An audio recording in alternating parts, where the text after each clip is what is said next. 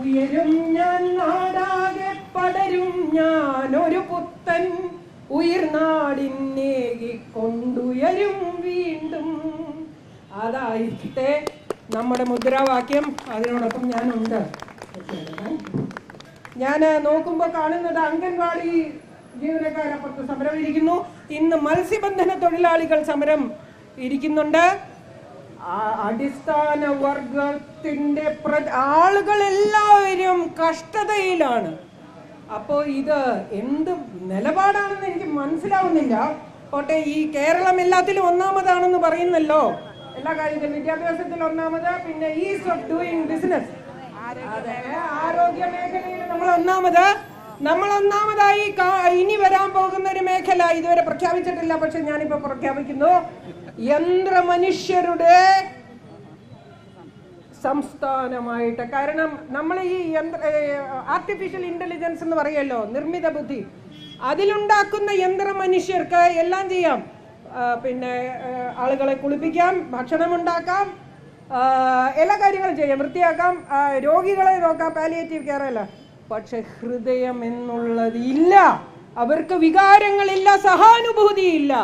അപ്പോ ഇവിടെ ഇരിക്കുന്ന ഈ ഭരണവർഗത്തെ പ്രതിനിധാനം ചെയ്യുന്ന ആളുകളുടെ സഹാനുഭൂതി നഷ്ടപ്പെട്ടു പോയിരിക്കുന്നു, ഹൃദയം നഷ്ടപ്പെട്ടു പോയിരിക്കുന്നു.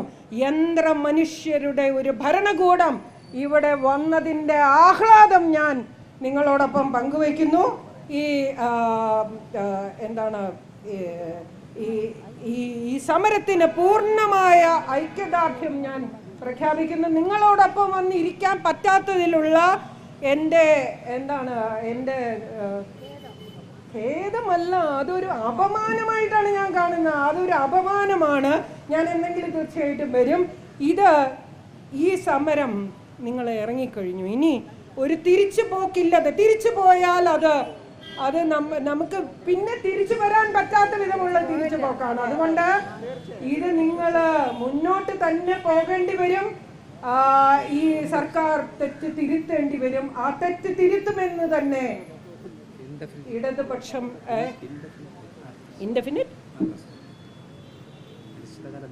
അനിശ്ചിതകാല നിരാഹാരമാണ്. എനിക്ക് ആരും എന്നോട് ചോദിച്ചു, നിങ്ങൾ 3 പേര് എന്തിനാണ് കിടക്കുന്നത്, അവരോടൊന്ന് പറയൂ, ഓരോ ആളുകളായിട്ട് കിടന്നാൽ മതി എന്നുള്ളത്. ഞാൻ പറഞ്ഞു, അത്രയും അധികം ആളുകൾ ക്യൂ നിൽക്കുകയാണ്. അത്രയും അധികം ആളുകൾ ക്യൂ നിൽക്കുന്നത് കൊണ്ട് ഇവര് 3 അല്ല 5 പേരല്ല 10 ആയാലും അവര് അനിശ്ചിതകാല നിരാഹാരം തുടരും. ഞാൻ നിങ്ങളോടൊപ്പം ഈ ഉപവാസ സമരത്തിൽ ഇവിടെയല്ല, എൻ്റെ വീട്ടിൽ തീർച്ചയായും ഞാൻ പങ്കുചേരും. അത് മാത്രമേ എനിക്ക് പറയാനുള്ളൂ. എല്ലാവിധ ഭാവുകങ്ങളും നിങ്ങൾക്ക് നേരുന്നു. ഈ സമരം തോക്കാനുള്ള സമരമല്ല, അത് ജയിക്കാനുള്ള സമരം തന്നെയാണ്. ഇത് തിരുത്തപ്പെടുക, ഈ നിലപാടുകൾ തിരുത്തപ്പെടുക തന്നെ ചെയ്യും. ഒരു പുതിയ ഇടതുപക്ഷം ഉയർന്നു വരുന്നത് ഞാനിവിടെ കാണുന്നു. ആ ഇടതുപക്ഷത്തിൻ്റെ നിലപാട് അത് തീർച്ചയായിട്ടും പ്രതീക്ഷ നിർഭരമായ ഒരു കാര്യമാണ്. എല്ലാവിധ ഭാവുകങ്ങളും നേർന്നുകൊണ്ട് ഇവിടെ വന്നെത്തിച്ചേർന്ന എല്ലാ മാധ്യമ സുഹൃത്തുക്കൾക്കും, എല്ലാ രാഷ്ട്രീയ രംഗത്തെ പ്രതിനിധാനം ചെയ്യുന്ന മഹത് വ്യക്തികൾക്കും, പ്രിയപ്പെട്ട ആശമാർക്കും ഞാൻ ഒരു 100 കോടി നമസ്കാരം. എനിക്ക് അവസാനം ഒരു കാര്യം കൂടി ചെയ്യാനുണ്ട്. ഈ സഞ്ചിക്കകത്തുനിന്ന് ഞാൻ ഈ മാജിക് പോലെ ഓരോന്നെടുക്കുകയാണ്. ഈ കൊട നിങ്ങൾ ഒരുപാട് അധിക്ഷേപം കേട്ട ഒരു കാര്യമാണ് കൊട. അപ്പൊ ഈ കൊട അത് അറിയാതെ ചുമപ്പായി പോയി. നമ്മൾ ഈ കൊട ചൂടി ഒന്ന് എണീറ്റ് നിൽക്കാമോ? ഈ കൊട ചൂടി വരൂ. ഞാനൊരു ഇടതുപക്ഷ ഉമ്മ താങ്കൾക്ക് തരുന്നതാണ്. വലതുപക്ഷ ഉമ്മയല്ല, ഇടതുപക്ഷ ഉമ്മ. വന്നേ ഉമ്മ എനിക്ക് എല്ലാരും ഉമ്മ വെച്ചിട്ട് പറ്റുന്നില്ല, അതുകൊണ്ട് വന്നേ ഓടിയോ.